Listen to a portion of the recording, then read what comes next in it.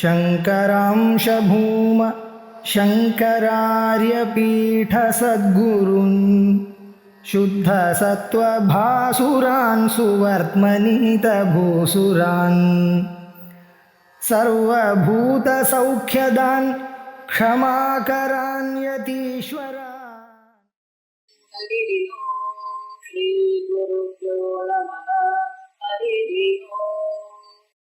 ओम शन्नो मित्रं वरुणः शन्नो भवत्वभिमा शन्न इन्द्रो बृहस्पतिः शन्नो विष्णुरुद्रमः। नमो ब्रह्मणे नमस्ते वायो त्वमेव प्रत्यक्षं ब्रह्मासि त्वमेव प्रत्यक्षं ब्रह्म वदिष्यामि इदं वदिष्यामि सत्यं वदिष्यामि तन्मामवतु तद्भक्तारमवतु अवतु माम् अवतु भक्तारम्।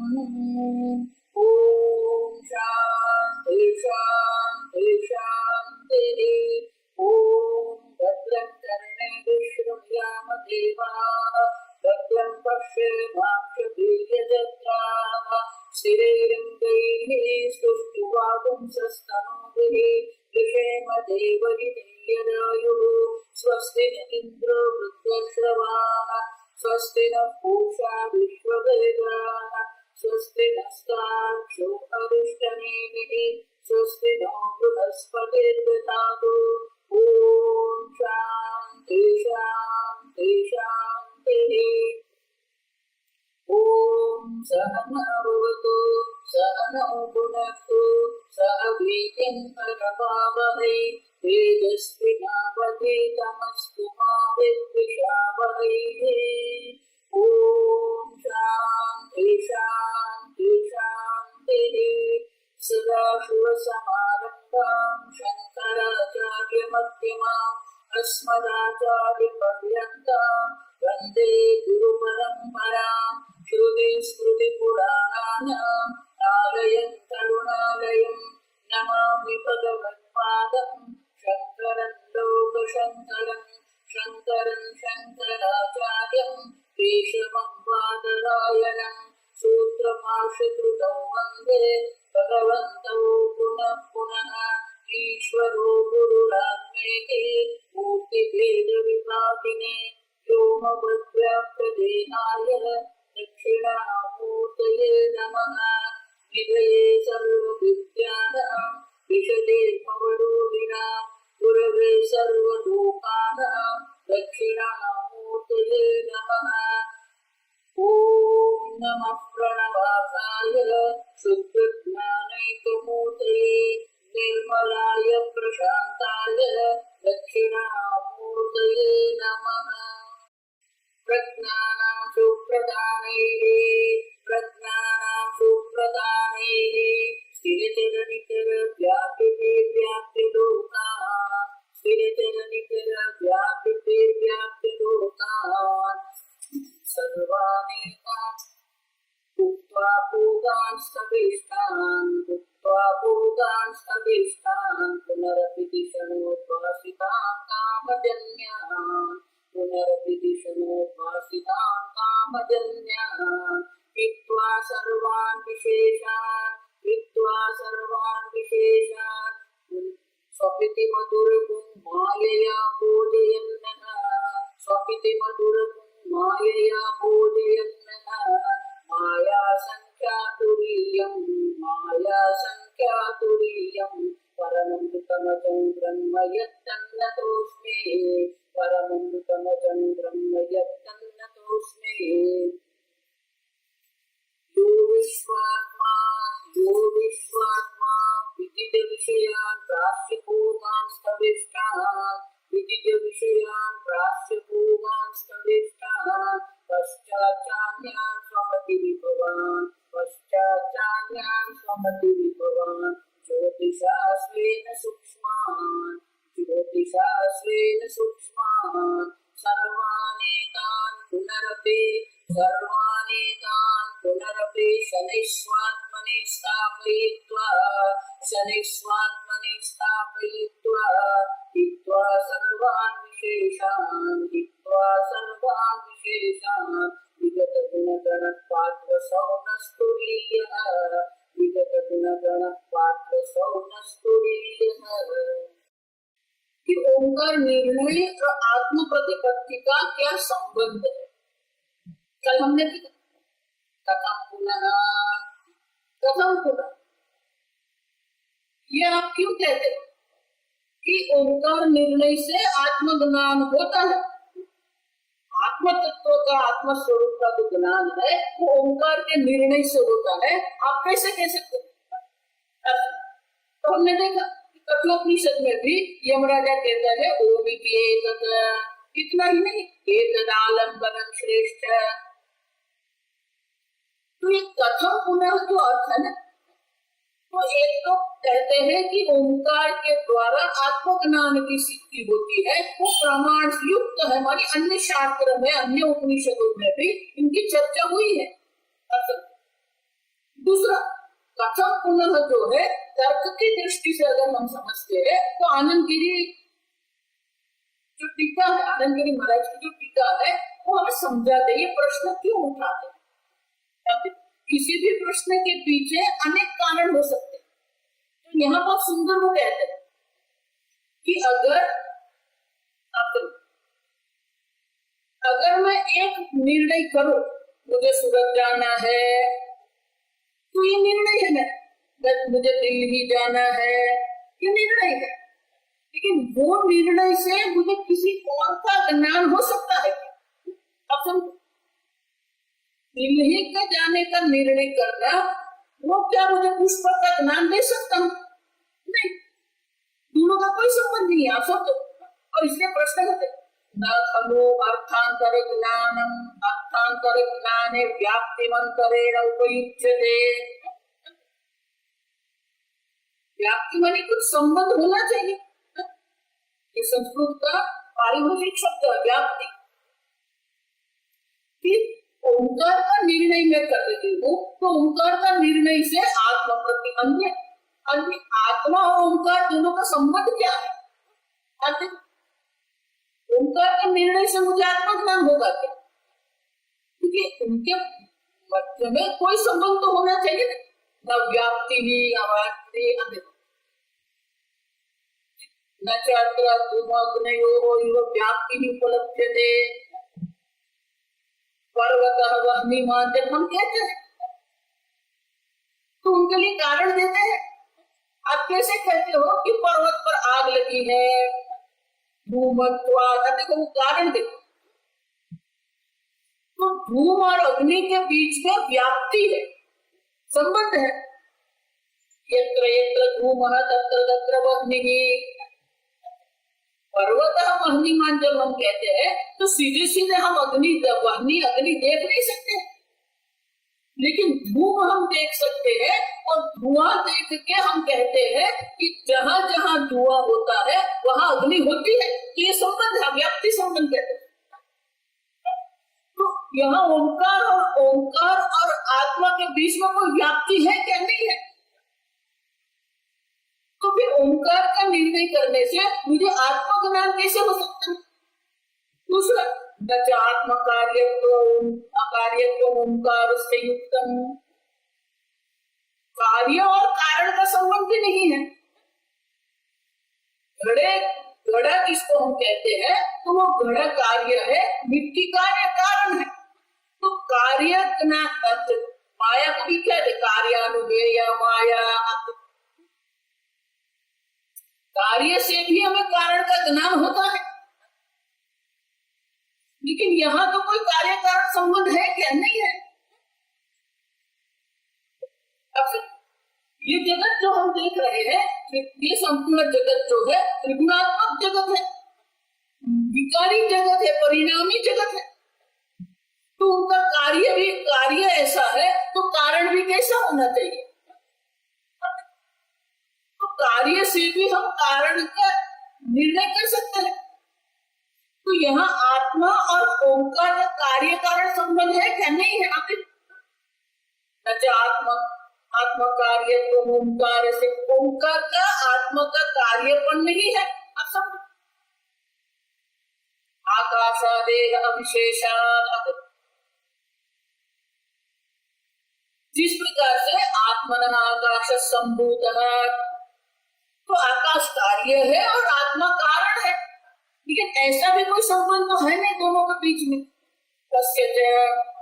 तो बोले तो फिर एक कैसे हो सकता है? आप कह रहे हो कि ओंकार निर्णय से आत्मा तत्व प्रतिपत्ति होती है, तो वो कैसे संभव है? कथम पुनः, तो कहते हैं क्या है, तस्य च सर्वात्मत्वेन आत्मवत् तत्कार। जिस प्रकार से हम ओंकार का जब निर्णय करेंगे तो हम देखेंगे, मंत्र में लिखा है ओमित्येकैकं सर्वं आत्मा वा इदं सर्वं, तो ओम आत्मा सर्व है। और ओंकार के लिए भी शास्त्र क्या कहते हैं, ओमित्येकं सर्वं, तो दोनों का सर्वात्मत्व समान है। आप देखो, आत्म सर्वात्मत्वेन आत्मवत् माने आत्मा के समान है, आत्मा भी सर्व है, सर्वात्मा है आत्मा। उसी प्रकार से ओंकार भी सर्वात्मा है, और इसीलिए सर्वात्मा ओंकार का निर्णय करने से सर्वात्मा आत्मा का ज्ञान हमें अवश्य होता है। तो दोनों के बीच में संबंध भले नहीं, कार्य कारण संबंध भी नहीं है, धूम और अग्नि की तरफ व्याप्ति संबंध नहीं है, लेकिन दोनों के बीच में क्या है, ओंकार भी सर्वात्मा है और आत्मा भी सर्वात्मा। और इसके आनंद गिरी कहते हैं इस प्रकार से सन प्रथम प्रकरणार्थम, और इसीलिए प्रथम प्रकरण में हम ओंकार का निर्णय करेंगे तो ओंकार भी सर्वात्मा है, आत्मा का निर्णय करेंगे आत्मा वा इदं सर्वम। और इस प्रकार से ओंकार का निर्णय अगर हम करेंगे तो हमें अवश्य आत्मज्ञान हो सकता है, क्योंकि दोनों में समानता है, सर्वात्मत्व। अब दूसरा, आत्मा का जो सर्वात्मा सर्व का आत्मा आत्मा है, ये यहाँ पर आत्मा नहीं है, आप समझो। तो ये सर्वात्मा भाव जिसको हम कहते हैं, लेकिन पुनः मैं कहती हूँ सदात्मा है, चिदात्मा है, सदात्मा है, चिदात्मा, ये सामान्य है, आप समझो। लेकिन मैं अनंत सर्वव्यापी चैतन्य स्वरूप हूँ, उसके ज्ञान के लिए मुझे आलम्बन की आवश्यकता है, क्योंकि बुद्धि अल्प है, उपाधि अल्प है, तो अल्प उपाधि से अल्प बुद्धि से सर्वात्मा का ज्ञान कैसे हो सकता है? इसीलिए यहाँ कहना पड़ता है, कल हमने देखा एतदालंबनम श्रेष्ठम कठोपनिषद में, इसलिए यमराजा कहते हैं ये ओंकार है वो श्रेष्ठ आलंबन है, क्योंकि ओंकार की सर्वात्मा है। आत्मा और ओंकार का जो सामान्यता है, तो सामान्यता क्या है? सर्वात्मा भाव है। और हमारे आत्मज्ञान को हमें प्राप्त करना है, तो आत्मज्ञान को हम देख के दे। आत्मज्ञान, आत्मा कोई अप्रसिद्ध वस्तु तो है नहीं। मैं हूं तो सब जानते हैं, लेकिन मैं कौन हूं उसके बारे में हमारे मन में क्या है? अनेक प्रकार की भ्रांति पड़ी हुई है।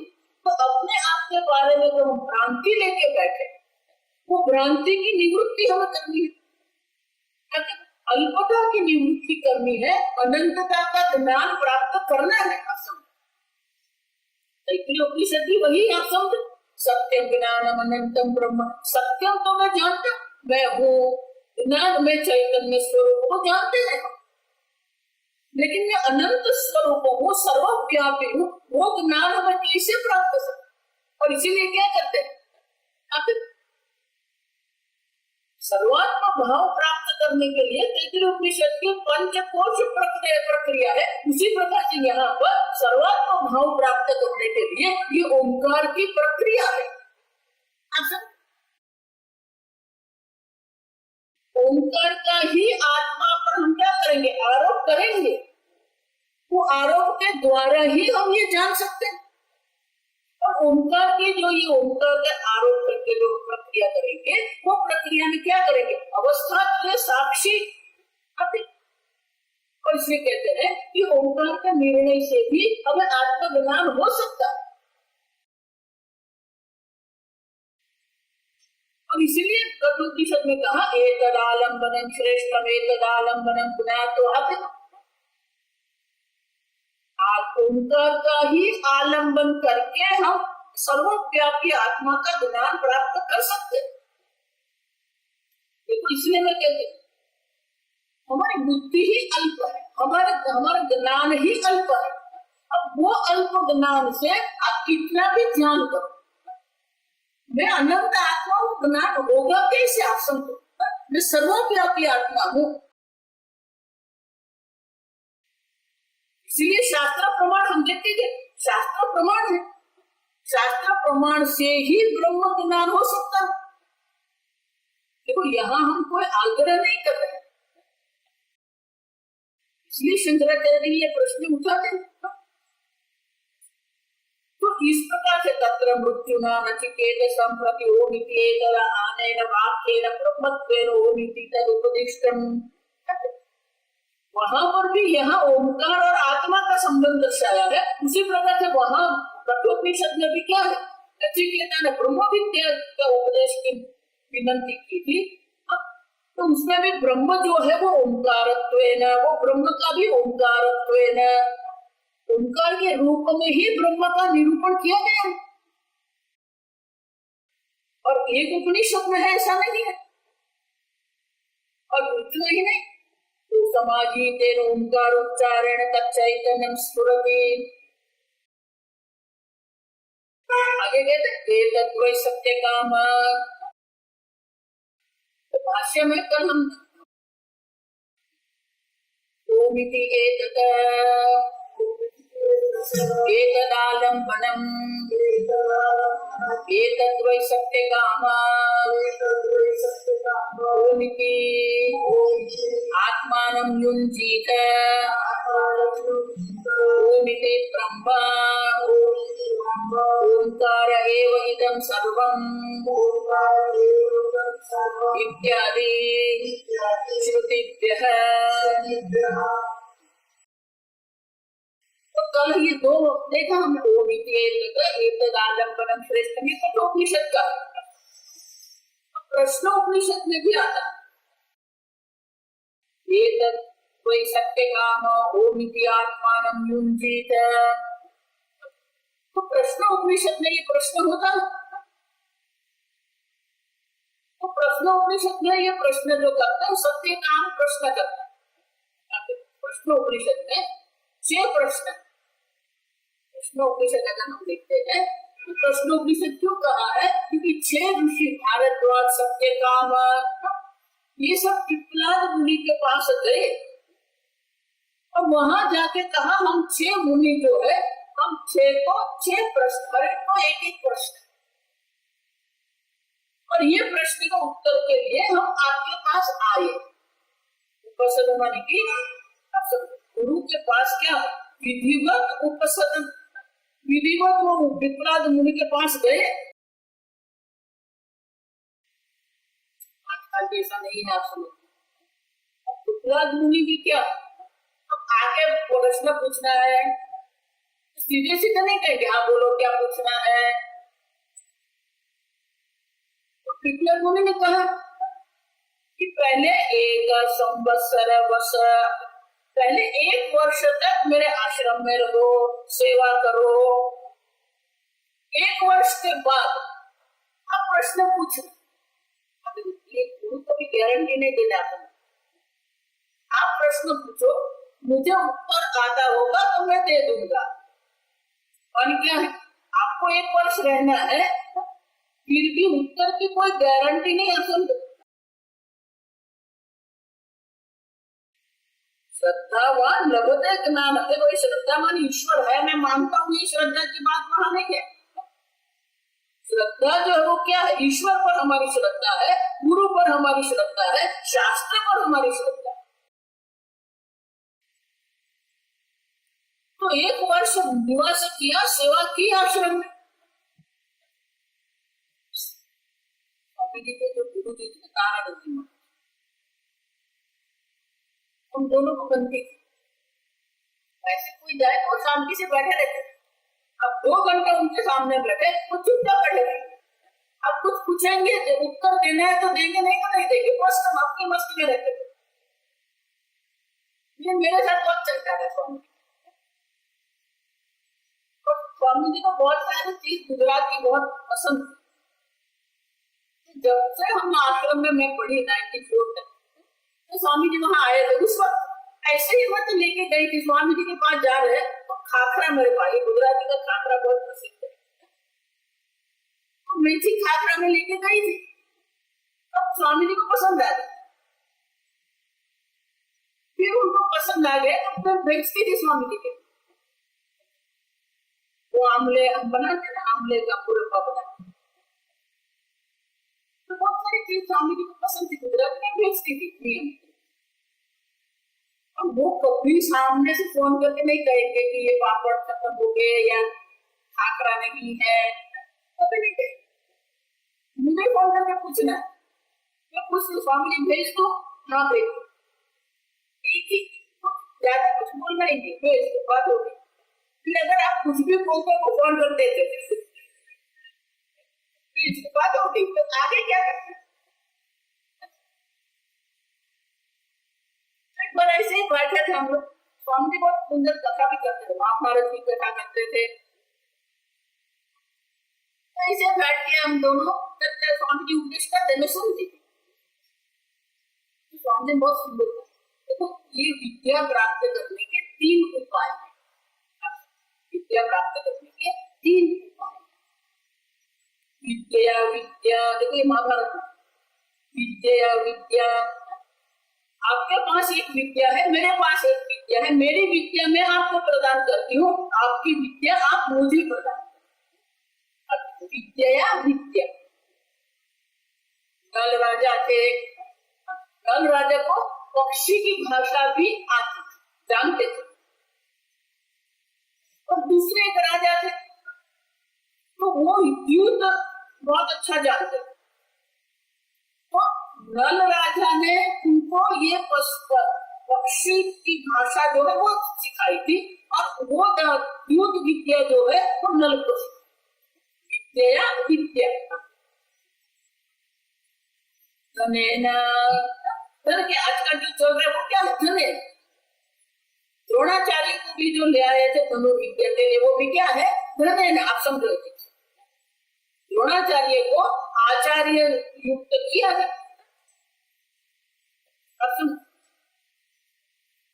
सेवया, सेवा के माने आप गुरु की सेवा करो। और उसमें कहते हैं कि धन से विद्या प्राप्त करना अधम है। विद्या देकर विद्या देना मध्यम है, और श्रेष्ठ क्या है? सेवा से। देखो इसलिए गीता में भगवान वही कहते हैं, अद्वितीय प्रणिपातेन परिप्रश्नेन सेवया। पहले तो शरणागति हो गया। शरणागति मानी क्या है? बुद्धि, गुरु की बुद्धि और शिष्य की बुद्धि में अलाइनमेंट होना चाहिए। शिष्य एक तर्क कर रहा है, गुरु दूसरा तर्क कर रहा है, कुछ नहीं मिलेगा।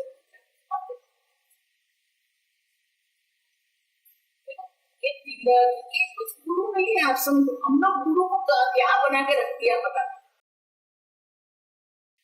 गुरु बुद्धि से गुरु है, आप समझो। शरीर से कोई गुरु नहीं है, शरीर से कोई गुरु नहीं, भावना से भी कोई गुरु नहीं, मंत्र से भी कोई गुरु। भले मंत्र दीक्षा लेते, संध्या दीक्षा लेते हैं, लेकिन मंत्र से कोई गुरु नहीं बन जाएगा। गुरु किसको कहेंगे? देखो इसलिए मैं बहुत सुंदर सीधी सादी व्याख्या गुरु की करती हूँ। हमारे लिए गुरु कौन है? जिसकी बुद्धि में अविद्या नहीं है, वो बुद्धि का हमारे काम। वही बुद्धि हमें ज्ञान दे सकती है जिस बुद्धि में अविद्या नहीं है। और उनकी बुद्धि में अविद्या की निवृत्ति कैसे हो गई? उनके गुरु के द्वारा। और उनके गुरु की अज्ञान की निवृत्ति कैसे हो गई? उनके गुरु के द्वारा। देखो इसलिए प्रार्थना करते हैं, सदाशिव समारंभं शंकराचार्य मध्यमाम् अस्मदाचार्य पर्यन्तं वन्दे गुरु परम। गुरु परंपरा तो जिसकी बुद्धि में अविद्या नहीं रही है वो बुद्धि ही हमें ज्ञान दे सकती है।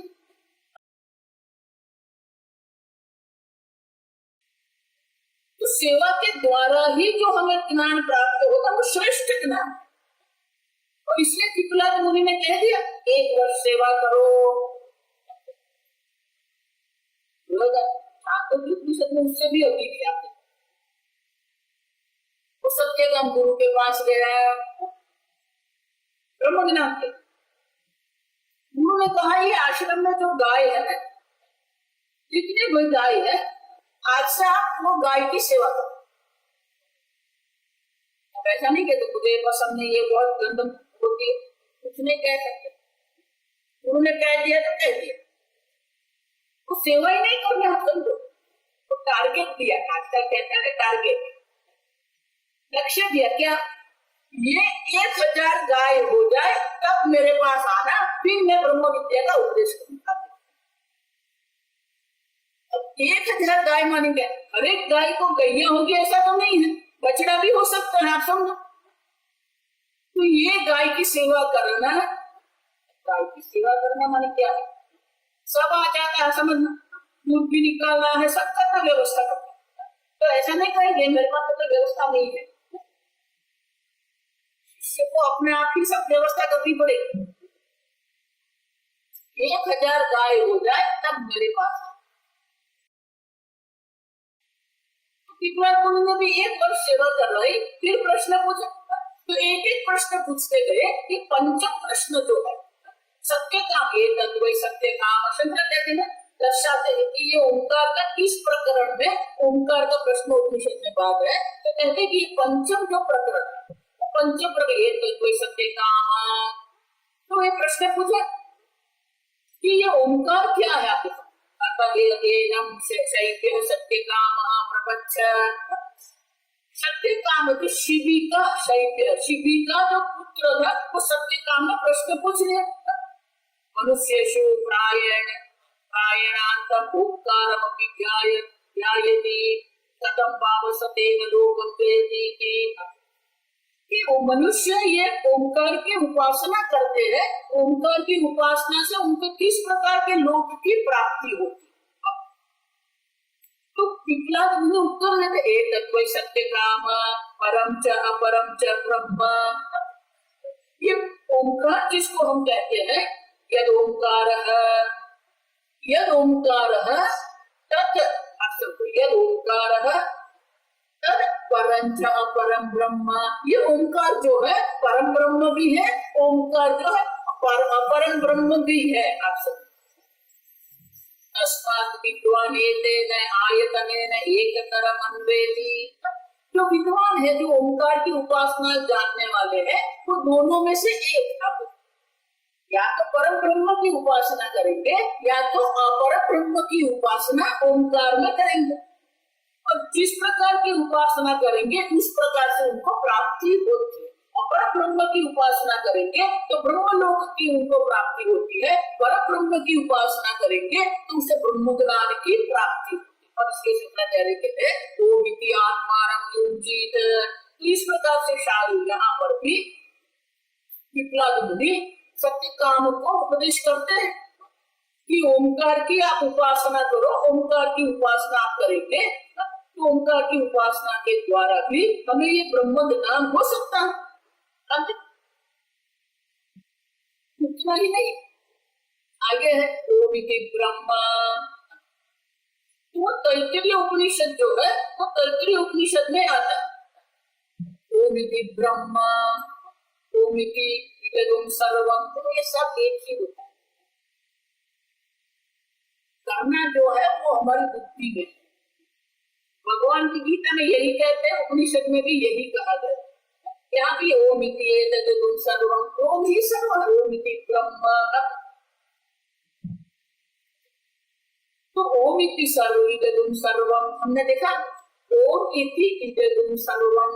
तो ये सर्ववाद सामानाद ये सर्ववादित हो जाएंगे, जो रहेगा वो ओम स्वरूप ब्रह्म ही रहेगा। तो कहते हैं कि इस प्रकार से छांदोग्य तैत्तिरीय उपनिषद में भी ओम इति ब्रह्म कहा गया। तो ये पूरा मंत्र ओम के बारे में, पूरा शिक्षा मंत्र में आप देखेंगे पूरा मंत्र ओम के बारे में। ओम सर्व है, वही ओम का हम व्यवहार में भी उपयोग करते हैं। और इसलिए कहते हैं इस प्रकार से तैत्तिरीय उपनिषद में भी ओमकार की बात हुई है। उतना ही नहीं, ओमकार एव इदं सर्वम, देखो ये छांदोग्य उपनिषद, छांदोग्य उपनिषद में भी इसी प्रकार से ये चर्चा हुई है कि ये जो ओम है वही सर्व है। देखो ये गीता प्रेस वाले वो देते कौन सा मंत्र है, यहाँ ये कैलाश आश्रम वाले मंत्र नंबर नहीं देते, गीता प्रेस में आप देखेंगे तो आपको देखेंगे ओम इति ब्रह्म तैत्तिरीय उपनिषद ओमकार एव इदं सर्वम छांदोग्य उपनिषद पद मंत्र देते। तो कहते हैं कि यहाँ पर भी कहा है ओम इति इदं सर्वम, तो ओम की चर्चा मात्र मांडुक्य में नहीं है, आप समझना ठीक से। छांदोग्य उपनिषद ने भी इस प्रकार से ओमकार की उपासना हमें दर्शाई है, लेकिन वो ओमकार की उपासना आप किस प्रकार से करते हो वो महत्व का है। इसलिए यमराजा भी कहते हैं यो इच्छसी तस्य तत्, जिस प्रकार से आप करें, आप धर्मार्थ काम की इच्छा करेंगे तो आपको धर्मार्थ काम प्राप्त होंगे। आप परब्रह्म की मोक्ष की इच्छा से आप ओमकार की उपासना करेंगे तो आपको मोक्ष की प्राप्ति अवश्य होती है। देखो इसलिए मैं कहती हूँ शास्त्र तो बहुत है, गुरु भी है, लेकिन हमारी भावना क्या, हमारी इच्छा क्या, किस प्रकार की भावना से, किस प्रकार की इच्छा से हम शास्त्र के पास जाते हैं, हम गुरु के पास जाते हैं, हम ईश्वर से प्रार्थना करते हैं। भगवान भी वही कहते हैं कि मेरे पास जो मांगेंगे वही तुझे मिलेगा। फिर हम ये नहीं कह सकते आपने ये क्यों दिया,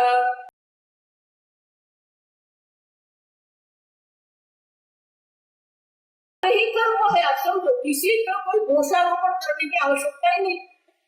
हमारे जीवन में जो परिस्थिति आ रही है वो हमारे प्रारब्ध से, प्रारब्ध नहीं मानते, कर्म नहीं मानेंगे ना, जो अन्य प्रकार के कर्म संप्रदाय वो क्या मानते हैं, ईश्वर सब देता है, वो भी यही कहते हैं। अगर ईश्वर देता है तो फिर ईश्वर आपका क्या हुआ, पक्षपाती हो गया। क्यों, किसी को अफ्रीका के जंगल में जन्म दे दिया, किसी को लंदन में जन्म दे दिया, तो ईश्वर कौन बन गया, पक्षपाती, क्रूर बन गए। आप सब अपनी इच्छा से अगर ईश्वर कर रहा है तो फिर भगवान क्या हो गए, भगवान कर्म फल दाता है, लेकिन कर्म करने वाले आप है, भगवान नहीं। भगवान निष्पक्ष है, आप जैसा करेंगे वैसा ही आपको प्राप्त हो। उसी प्रकार से ब्रह्म ज्ञान में भी यही है, ओंकार की आप उपासना कर रहे हैं, लेकिन आपकी भावना क्या है, आपको विशेष लोक की प्राप्ति करनी है तो आप ब्रह्म की उपासना करेंगे, वो लोक की प्राप्ति हो जाएगी।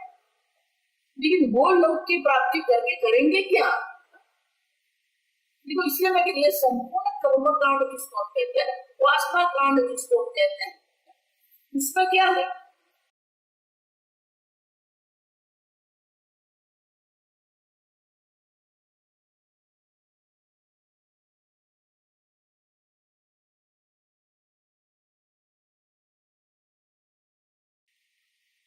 उपासना कांड में भी क्या कहते हैं, ये उपासना करो ये लोक की प्राप्ति होगी। तो आजकल के संप्रदाय में यही कहते हैं, आप ये करो आपको ये हो जाए, ये प्राप्त होगा, शिव धाम में जाएंगे, अक्षरधाम में, सबने अपने अपने एक लोग बना के रखती, इसीलिए देखा चाहिए आपने शास्त्र में तो है 14 लोग, तो शास्त्र में तो 14 लोग के ऊपर वैकुंठ लोक भी है, कैलाश धाम भी है, सूर्य लोक है, चंद्र लोक है, सब प्रकार के लोक है, वैकुंठ लोक है। उपासना के द्वारा विशेष प्रकार के लोक की आपको प्राप्ति होती है, लेकिन वो लोक की प्राप्ति जो होती है तो वेद स्वयं क्या कहते हैं, कर्मचितः लोकः क्षीयते, इस लोक में कर्म के द्वारा आप जो भी संचित करते हैं वो क्या हो जाता है, क्षय हो जाता है। देखो ये सब जो नौकरी करने वाले होते हैं, महीने भर में जो मिलता है महीने के अंत तक में क्या हो जाता है कि कोई भी डिमांड करते हैं ना बच्चे, अगले महीने मिलेगा, क्यों अगले महीने जब वेतन मिलेगा तो मिल जाएगा, कितना भी समझे। शहर भी यही है, आप समझते हैं ऐसा हो गया, कब शेयर नीचा जाएगा, कब शेयर ऊपर जाएगा, ठीक है।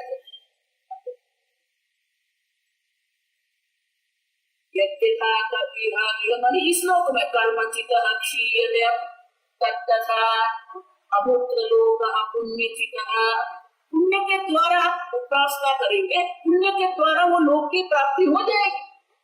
पुण्यचित लोक क्षीयते, इसलिए मुझे ये स्वामी जी का शब्द बहुत अच्छा लगता है।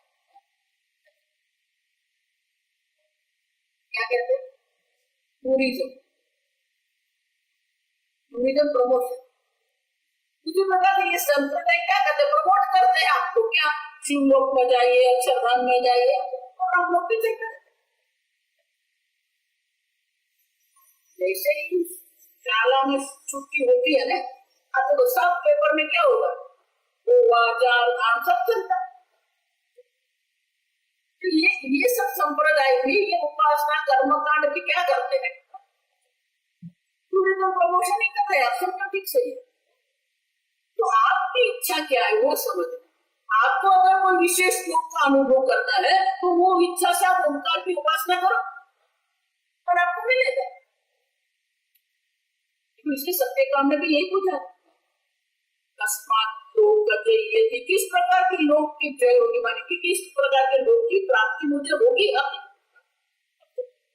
और इसलिए कहते हैं कि ये मांडुक्य उपनिषद में जो हम कर रहे हैं, वो मांडुक्य उपनिषद में हमें कोई लोक की प्राप्ति नहीं करनी नहीं है, अपर ब्रह्म की भी प्राप्ति नहीं है, यहाँ सीधे सीधे पर ब्रह्म की बात है।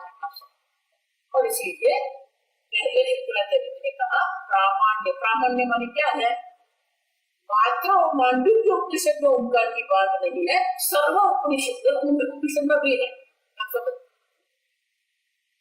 उपनिषद में भी है। अगर ओम शब्द नहीं, इसलिए यहाँ वो अवतरण नहीं किया, वो प्रणव शब्द है।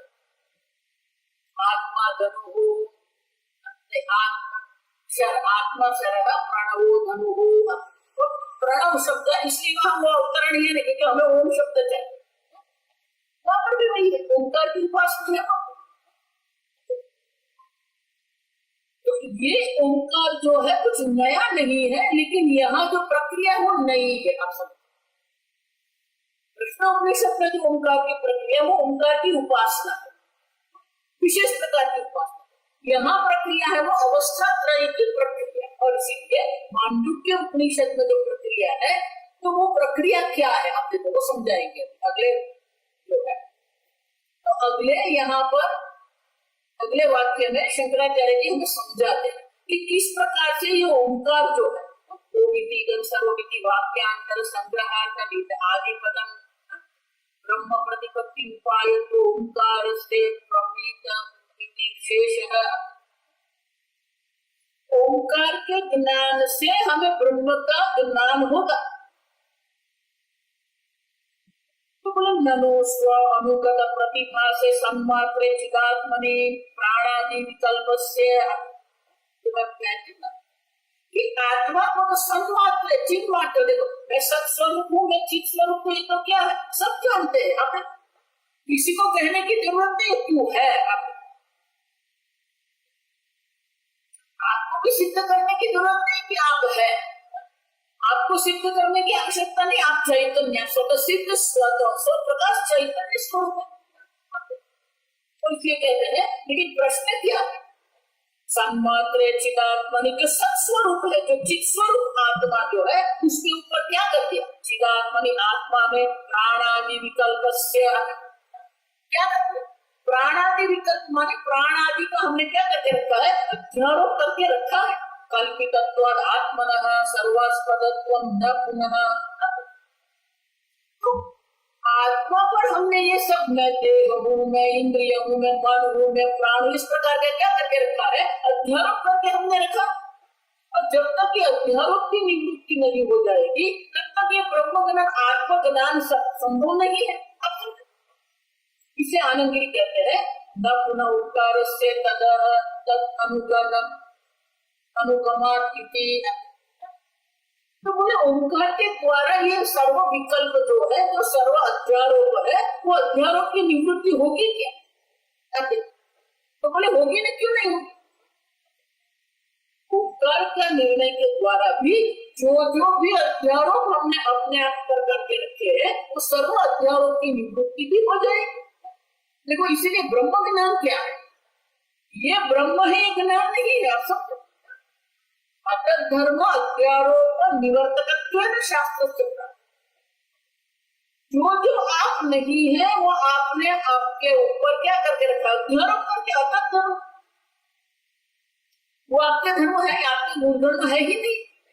वो सबकी निवृत्ति, अध्यारोप की निवृत्ति, देखो देह की निवृत्ति नहीं है, देह के अध्यारोप की निवृत्ति करनी है। न हम देह, तो अध्यारोप की निवृत्ति के लिए ही शास्त्र है। तो बोले यहाँ पर तो आप कहते हो ओंकार का निर्णय करना है, लेकिन ब्रह्म ज्ञान अगर मुझे प्राप्त करना है, आत्मा तत्व का ज्ञान प्राप्त करना है, तो आत्मा तत्व के ज्ञान के लिए तो ये अध्यारोप की निवृत्ति मुझे करनी पड़ेगी। तो ओंकार निर्णय से क्या अध्यारोप की निवृत्ति हो जाएगी क्या? और इसीलिए वाक्य लिखते हैं उसके पीछे बहुत सारे कारण होते हैं। वो कारण हमें सीधे समझ में नहीं आते, और इसे टीकाकार आनंदगिरी महाराज कहते हैं तत्र आह रज्ज्वादिहि एव इति। रज्ज्वादिहि इव सर्वादि विकल्पस्य आस्पदः अद्वयः आत्मा परमार्थः संप्राणादि विकल्पस्य आस्पदः यथा तथा सर्वः अपि वाक् प्रपंचः प्राणादि आत्मा विकल्प विषयः ओंकारः एव यथा रज्जु आदि। आदि का आदि मतलब दृष्टांत शुक्तिका। रज्जु में सर्प का अध्यारोप करते हैं, शुक्तिका में रजत का अध्यारोप करते हैं। लेकिन जो रजत का हमने अध्यारोप किया है, यह सर्प का, ये दो दृष्टांत बहुत सुंदर है। दोनों का जो प्रयोजन है बहुत सुंदर। रज्जु पर अगर आप सर्प का अध्यारोप करेंगे तो निवृत्ति होगी, आप भागेंगे। दो प्रकार के कर्म है, एक निवृत्ति पर है, प्रवृत्ति पर है। सर्प का अध्यारोप है तो निवृत्ति की इच्छा हो। सुक्तिका में रजत का अध्यारोप करेंगे तो प्रवृत्ति होगी। ये तो ही चलता है, किसी से हम भागते हैं या किसी के पीछे हम पड़ते हैं, यही संसार है। और ये कहते हैं सुक्ति सुक्ति इत्यादि अधिष्ठान विशेषः। तो रज्जु अधिष्ठान है और सर्प जो है, सर्प रजतम इत्यादि विकल्पस्य आस्पदः। तो वो विकल्प का क्या कर किया गया है? अध्यारोप। विकल्प माने क्या? अध्यारोप किया। रज्जु पर सर्प का अध्यारोप किया है। अब वो जो अध्यारोप जो किया है, वो अध्यारोप का क्या करना पड़ेगा? आस्पद है, अब उसकी निवृत्ति करनी पड़ेगी। जब तक वो रज्जुआदि में जो अध्यारोप जो किया गया है, उनकी जब तक निवृत्ति नहीं होगी, सर्प की निवृत्ति नहीं होगी, तो रज्जु कहां से? जब तक हम रजत का दर्शन करते रहते हैं तब शुक्ति का ज्ञान हमें नहीं होगा। तो शुक्ति का ज्ञान कब होता है? और इसलिए कहते हैं कि ये आस्पद आते हैं। उसी प्रकार से ये जितने भी आत्मा तो अद्वैत्व मिथ्यात्व हेतु अभाव परमार्थ सत्स्वभाव वक्ष्यमाणा। आत्मा एक अद्वितीय है, लेकिन हमने तो आत्मा पर क्या करके रखा है? अनेक प्रकार के अध्यारोप करके रखे हैं यहाँ पे। और इसलिए अद्वय आत्मा परमार्थ है। भले शास्त्र कहते हैं कि आत्मा एक अद्वितीय है, परमार्थ है, लेकिन हमारा अनुभव तो क्या है? हमें तो अनेकता का ही अनुभव होता है, हमें कोई परमार्थता का अनुभव है नहीं। परमार्थ माने क्या है? आप समझिए, परमार्थ शब्द भी समझना है हमें। परमार्थ माने क्या है? जिसका किसी भी प्रकार से कोई विकार परिणाम नहीं होता, जो जैसा है वैसा ही रहता है, निर्विकार। इसीलिए हमने देखा सत्य, मिथ्या और तुच्छ। हमने कहा सत्य है उसे पारमार्थिक सत्ता कहते हैं, जो सत्य है उसे पारमार्थिक सत्ता कहते हैं, जो मिथ्या है उसे व्यवहारिक सत्ता कहते हैं। तो व्यवहारिक जो सत्ता है उसमें भी दो प्रकार की सत्ता है, जिसे हम मिथ्या कहते हैं, उसमें भी दो है। स्वामी जी बहुत सुंदर है, बोले पारमार्थिक सत्ता है, व्यवहारिक सत्ता है और तुच्छ सत्ता है। तुच्छ माने है ही नहीं, असत्य। लेकिन सही में देखते हैं तो चार प्रकार की सत्ता है, क्योंकि मिथ्या सत्ता जिसको हम कहते हैं उसमें दो प्रकार की सत्ता है, एक व्यवहारिक सत्ता है और दूसरी प्रातिभाषिक सत्ता। ये बहुत सुंदर है, समझ है, ये सब समझे तो कभी मान लो समझ। तो सत्य जिसको हम कहते हैं, जो आत्मा है, वो पारमार्थिक सत्ता है। मिथ्या जिसको हम कहते हैं, जहां पर दो प्रकार की सत्ता है, एक व्यवहारिक सत्ता। ये मोबाइल है, वो क्या है? व्यवहारिक सत्ता। मोबाइल वो क्या है? व्यवहार, क्योंकि उससे हम व्यवहार करते हैं। जो वस्तु हमारे व्यवहार के लिए उपयोगी है वो व्यवहारिक है। शरीर क्या है? व्यवहारिक है। शरीर जो है वो व्यवहारिक है। दूसरी जो है प्रातिभाषिक। प्रातिभाषिक माने दिखती है। सूर्योदय जो व्यवहार नहीं है। आप सब सूर्योदय क्या है? आकाश की नीलिमा क्या है?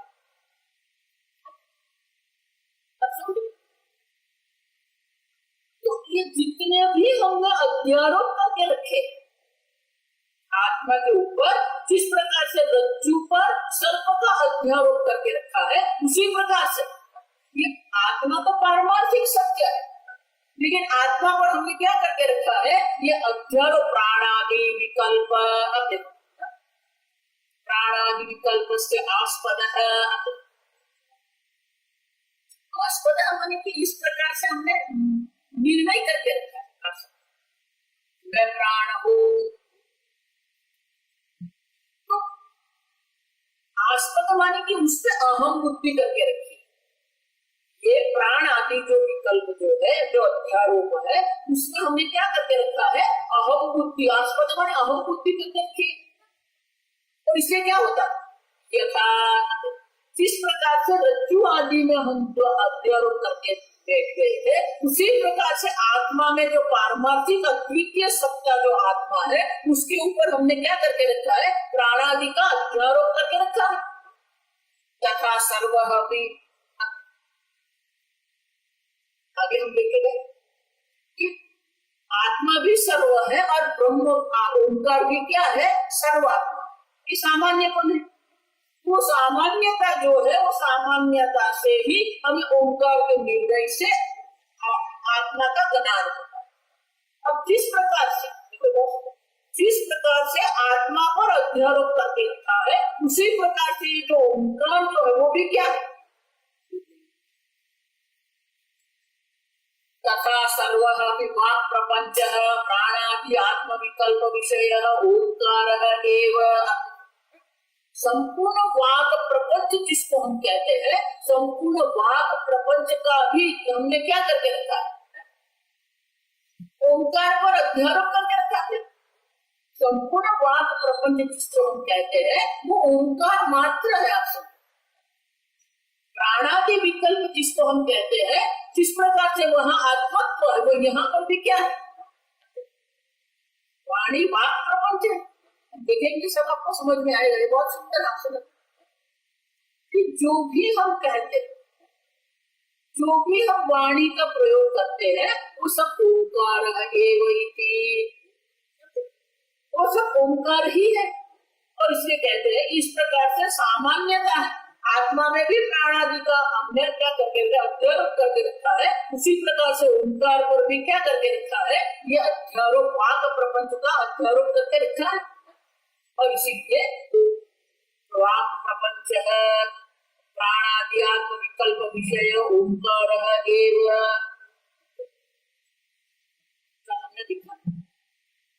घट जब हम कहते हैं तो वाणी में घट है, बाहर तो देखेंगे वो क्या है, मिट्टी है।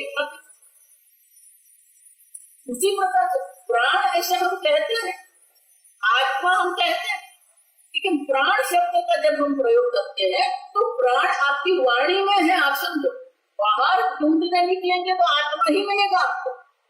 आप समझो, जिसको हम प्राण कहते हैं, जिसको हम मन कहते हैं, जिसको हम वृत्ति कहते हैं, वो नाम है। वृत्ति भी क्या है, वृत्ति भी एक नाम है। आप समझो, उनका तो अधिष्ठान होता चैतन्य आत्मा है। सबका जो अधिष्ठान जो है वो तो क्या है, चैतन्य स्वरूप आत्मा मात्र है। तो अध्यारोप से हम कहा जाएंगे, वो अधिष्ठान जो है, अधिष्ठान से ज्ञान से ही अध्यारोप की निवृत्ति होती है। तो ओंकार के द्वारा जो पारमार्थिक आत्मा जो है वो आत्मा का अधिष्ठान का हमें ज्ञान होता है, और अधिष्ठान के ज्ञान से ही अध्यारोप की क्या हो जाएगी, निवृत्ति हो जाएगी। और इसलिए कहते हैं कि इस प्रकार से ओंकार के रज्जु आदि के दृष्टांत के द्वारा शंकराचार्य जी हमें समझाते हैं कि जिस प्रकार से हमने सब अध्यारोप करके रखा है, तो ओंकार के द्वारा हमको अध्यारोप की निवृत्ति कर सकते हैं। ओंकार का जो निर्णय करना है, वो ओंकार का निर्णय किसके लिए है, ये सब अध्यारोप की निवृत्ति के लिए ओंकार का अध्यारोप किया जाए। असतो मा सद्गमय तमसो मा ज्योतिर्गमय मृत्युर्मा अमृतंगमय। ओम पूर्णमदः पूर्णमिदं पूर्णात् पूर्णमुदच्यते पूर्णस्य पूर्णमादाय पूर्णमेवावशिष्यते।